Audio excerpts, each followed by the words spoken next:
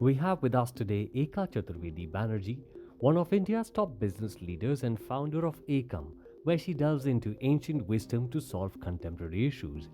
Eika and her community of researchers, trainers, and facilitators work across areas such as leadership, teamwork, self awareness, performance, and the art of balance. Today, we are talking to her about gender bias in workplaces and how her lens of ancient mythological knowledge can hold the key here. When we talk about the biases against women, gender is the Mm, word which comes to my mind, right? mm, How do you mm. approach gender? It's such a wonderful question, Danish, and I'm going to give you three data points on that question. The first one is, by the way, from a study that Yale has conducted, and I'll go from the west to the east, from the modern to the ancient. In inventory management, we used to call it LIFO, last in, first out. So I'll start with the last point of evidence first. So Yale conducted this study, and there they found out. So the difference between animals and humans is that animals seek to belong. So an animal wants to be part of a pack, part of a crowd, and there they create their identity around it. So they strive for homogeneity. Human beings, on the other hand, strive for heterogeneity. They strive to stand apart. Every person wants to be different from the other person.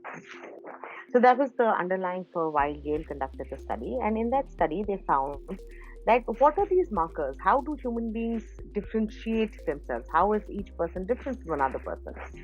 And they found these three biological markers that human beings are born with, which means that when a child is born, they can identify these three markers. These markers are age, race, and gender. So these are biological markers.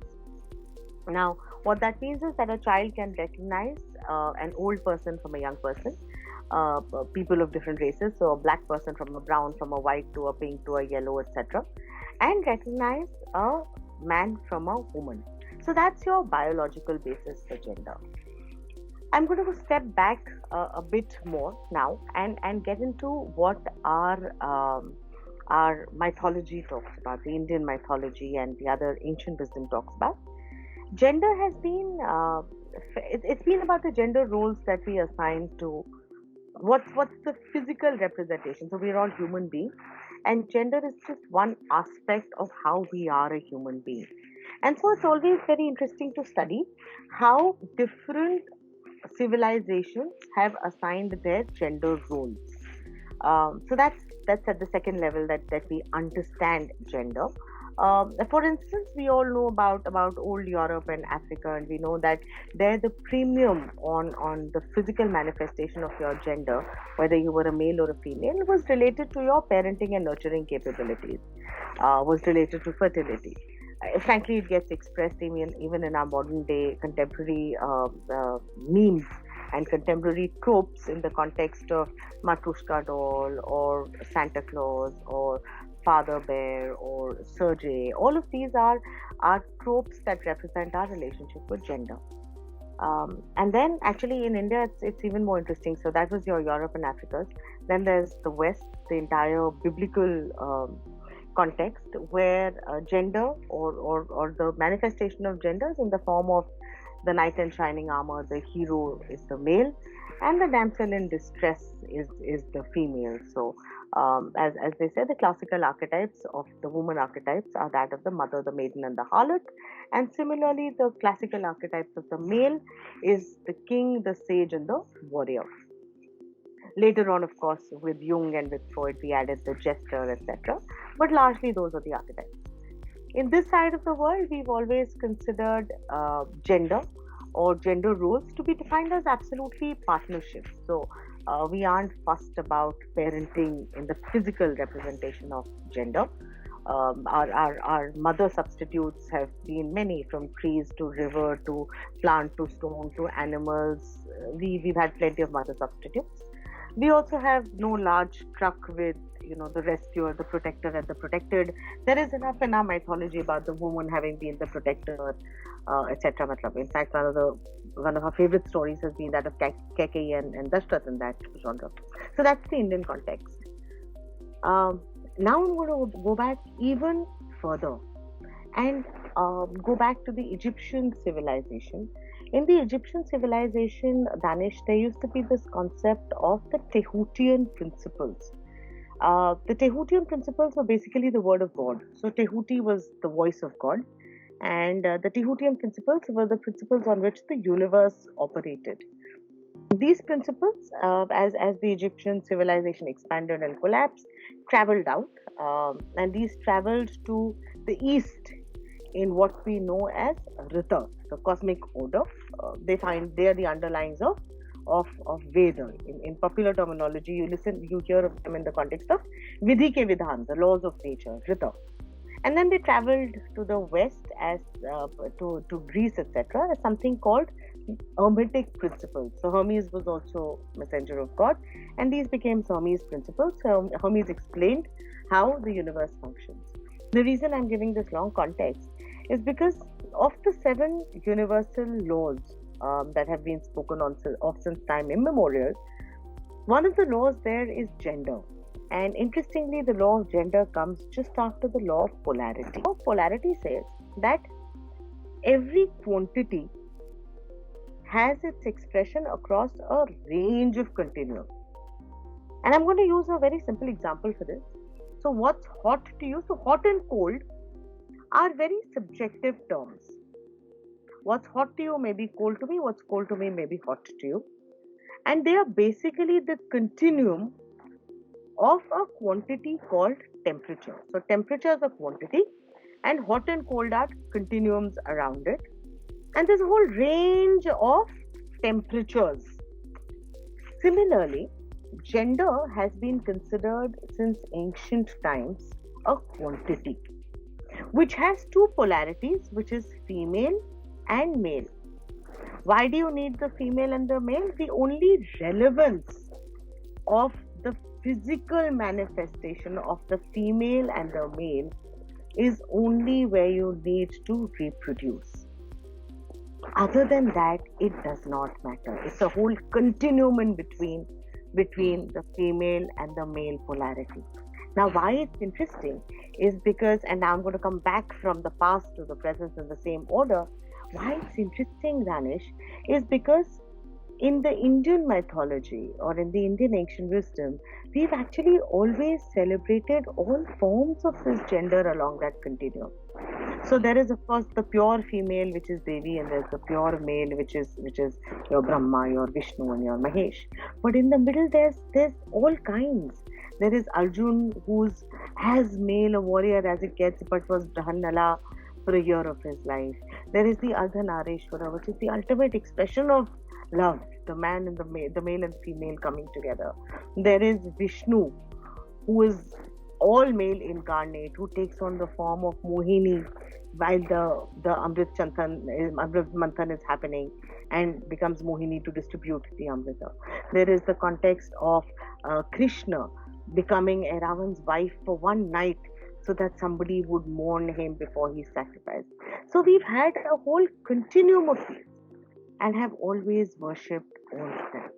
So gender to me is nothing beyond just so there is the physical manifestation of the man or the woman, but beyond that, to me, gender is just a quantity with multiple expression across the Eika, which when I'm listening to it, it's in my head. I'm just thinking then, why is it that in a corporate setup, right? Does it make a difference that you have a female boss who's heading the organization or a male boss who's heading the organization? Why is it like so much of limelight given to, okay, next lady is heading this big company?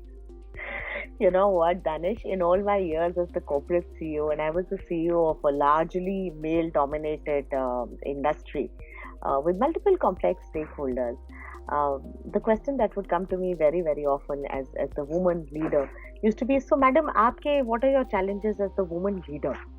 And I would still look at them and say, I don't understand. And they would get very stumped. And I was like, no, I want to understand. What do you mean by woman leader? Either you're asking me what my leadership challenges are, in which case I'll tell you that I struggle with hiring, retention, attrition, business scale, and that's my conversation. Or you're asking me what my challenges as a woman are, in which I'll tell you that, it's about disciplining my child. It is making sure that my parents get get adequate medical treatment. It is about dealing with the pains and the physical body pains I might have. So I'm just trying to figure out, what do you want to know when you're asking me, what are your challenges as a woman leader?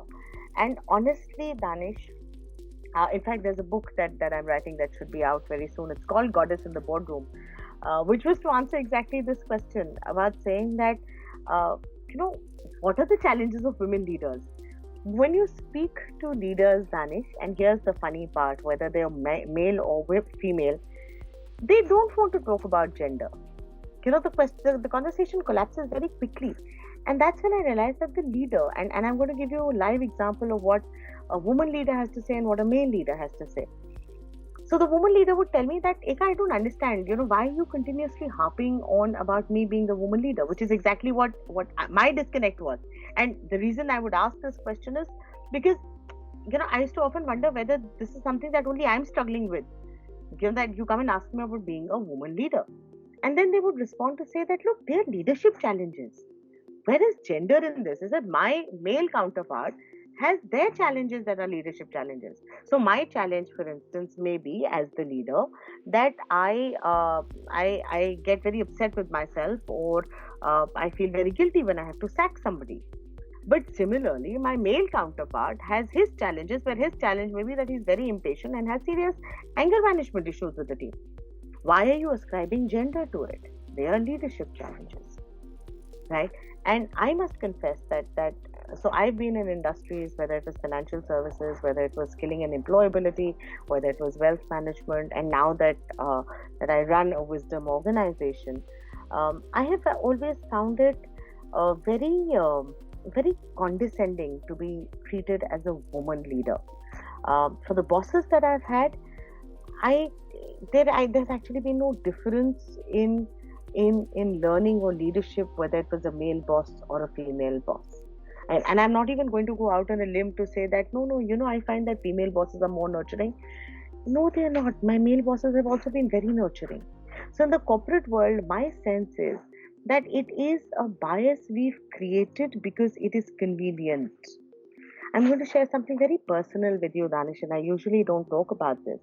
But I used to find in my early days, so I've had my dark ages from the ages of 13 to 33, where I've been this very angry young woman, out to prove a point to the world, resentful, all this because I was not in touch with myself, because I was living in denial and resentment of my own self. But what would happen? And by the way, I'm married to a person who's also very, very successful corporate professional, and we were MBA batchmates. And I used to find that he was doing very well at his job and was very happy with it. Whereas I was also doing well at my job, but not happy with it, right? And the only difference I could find between him and me, because we had an identical education, economically we were the same, backgrounds, family backgrounds were perfect, education was same, corporate existence was the same. So the only way that I could justify to myself why I was unhappy is that because he's a man, so he's doing well. I'm the woman, therefore I'm unhappy, and there's discrimination, and there is gender biases across. But all those, Danish, deep inside me were actually an excuse that I was making to myself to run away from my own self. And because I couldn't find any other excuse, at least in our context, I would use gender as an excuse. I've often found that that biases, whether it's age, race, education, gender, whatever bias, they exist to provide an excuse for something that we are evading, right? And gender is the easiest because it's 50% of the population. Using the word bias, and again and again the theme, which is break the bias, is coming to my mind. But do you think as society, the society which we live in, the work culture which we employ ourselves in, do you think is it possible to break the bias, or is it just lip service? Again, I have always believed, Danish, in something. It's a Mahavakya from one of our scriptures, and it says Aham Brahmasmi. So there are two Mahavakyas. There's Tata Tvama Asi, that which you are, and I bow down to the divinity within you and I respect you. And Aham Brahmasmi, I am the divine infinite, which basically means that this concept of bias, this concept of judgment is all within my own self. It starts as at the individual level and then becomes collective, and then we start ascribing collective responsibility for it, overriding personal responsibility. It's like somebody, and I'm going to go away from gender from a bit because gender gets personal. But let's say there is a boy who wants to become a lawyer, who wants to become a musician, but his father is a very successful lawyer, and the father therefore says, "Ki beta, you should become a lawyer because you'll do well at it." And our boy also thinks, this measure of success, this measure of financial stability, this measure of log kya kahenge, what will the world say, all of those come into play, and he decides he wants to become a lawyer, right? Deep inside, he becomes a lawyer. Deep inside him, he actually wants to be a musician. Now, as the lawyer, he might be successful, he might be making loads of money on the outside, but he will not be happy. So this is the kind of person who in his courtroom, who in his life, who is within his personal life, will be a very angry person, forever resentful, forever angry. And he's actually angry with his own self. He's actually angry because he wants to do music, which is what gives him joy. But he has become a lawyer because that's the right thing to do, because people now respect him, because that gives him financial stability, because that's the script he must live, and outside the world is respecting him. But that conflict is actually within himself, which is now manifesting as anger, as resentment, as frustration to the outside world. And therefore comes his biases. And I think the only thing on this International Women's Day that I would urge all your listeners to do is to think about the concept of a gender. Do they see it as empowering, or do they see it as a self-limiting belief? The second thing that I would urge your listeners to really think about is that gender is just one form of bias. But I would really urge them to examine and be objective about the biases that they deal with on everyday basis. Educated versus uneducated, food, non-veg versus veg, language bias, financial, economic bias. And if we are able to deal with those, we'll find that the gender bias will also resolve for us to really, truly be human beyond the gender. Thank you, Eika. I think that's a great message to end on, looking within ourselves to see our own biases objectively. Thank you so much for sharing your insights. And for our listeners, if you want to know more about how Eika taps into ancient wisdom and mythology to address the problems of contemporary workspace, write to us and we will connect you.